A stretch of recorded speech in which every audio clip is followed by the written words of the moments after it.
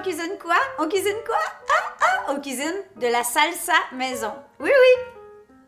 Si, comme nous, vous avez eu la chance d'aller au Mexique ou d'aller dans des très bons restaurants mexicains dans votre coin et que vous avez goûté la salsa et que vous en demandez 1, 2, 3 fois, Signor, puis il dit, c'est à volonté, mais il faut pas pousser. Peut-être que vous vous êtes dit après, quand vous en achetez à l'épicerie ou en marché ou en pot, c'est pas pareil, hein? Pourquoi ça goûte pas pareil comme au restaurant? Pourquoi ça goûte pas pareil comme au Mexique? Bon, premièrement, si c'est pas pareil comme au Mexique, il manque le soleil, il manque la mer, il manque la cerveza. Mais la vraie raison, c'est qu'elle est faite maison, tout simplement. C'est hyper simple. Tout le monde adore la salsa, que ce soit pour manger avec des tacos ou simplement avec des chips, ça va toujours être un hit. On est prêt? Première chose, vous allez vous dire, ben là, ça prend des tomates. Oui et non. Ça prend pas nécessairement des tomates du potager. Si vous écoutez cette vidéo, vous êtes tombé sur notre chaîne par hasard, ben en passant, bonjour, vous avez plein de vidéos à rattraper. N'oubliez pas de vous abonner. Vous êtes chanceux. Vous allez avoir la meilleure des salsas avec vos tomates du jardin. Il faut simplement les éplucher pour pas avoir les petits bouts de peau.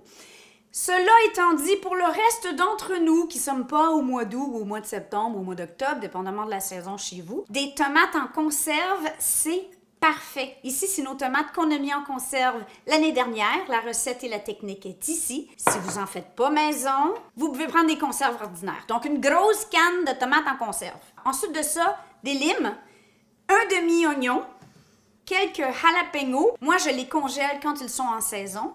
La coriandre. Oh, la coriandre. Puis là, si vous détestez la coriandre, si vous faites partie de ce pourcentage de gens pour qui ça goûte le savon, ben, je sais pas quoi vous dire. La cuisine mexicaine, c'est pas pour vous. Mais si ça goûte le savon pour toi, mais en pas. Hein? Pas plus compliqué que ça. Minute d'humilité aujourd'hui. Vous savez, quand vous allez au restaurant et ils disent salsa et chips à volonté? Ben moi, je suis du genre qui fait regretter au propriétaire d'avoir mis cette petite clause-là dans le menu parce que je vais faire uno más, si, uno por favor, si. Alors toi, est-ce que tu types sauce ou pas sauce? Type salsa ou type pas salsa? En commentaire en dessous. Moi, j'en mettrai partout de la salsa.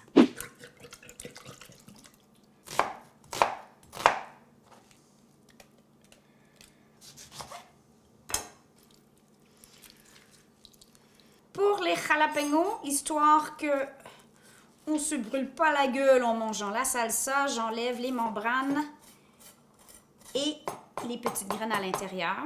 Et là, poup! Maintenant, une bonne cuillerée à thé de sel, grosse pincée de sel, dépendamment de vos tomates. Regardez combien de sel qu'il y a dans votre pot de tomate. Nous, c'est nous qui les avons fait, alors ça va. Et l'équivalent de...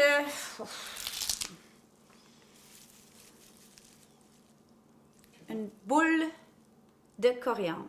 Les plus grosses tiges, on enlève, les autres, ils vont se ramasser dedans, c'est pas grave. Évidemment, c'est mieux de faire cette salsa au robot. Ça peut être un blender ou un pied mélangeur. Alternativement, si vous n'avez rien de tout ça, vous pourriez le faire au mortier, mais je vous conseille de porter un sac à déchets sur vous parce que ça va faire un beau dégât de tomates en faisant... Reste plus qu'à goûter. Ça n'a rien à voir avec ce que vous achetez en pot. Rien. Ajustez lime, piment à votre goût. Puis là, on est prêt à servir, tout simplement.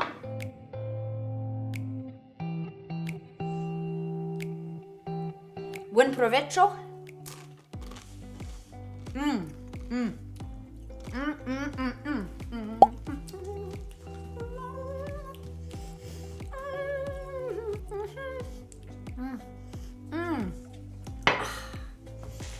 C'est presque un tout inclus. Chez nous, tout inclus, c'est la même chose. Alors sur ce, il ne manque que vous. On vous aime. À la prochaine.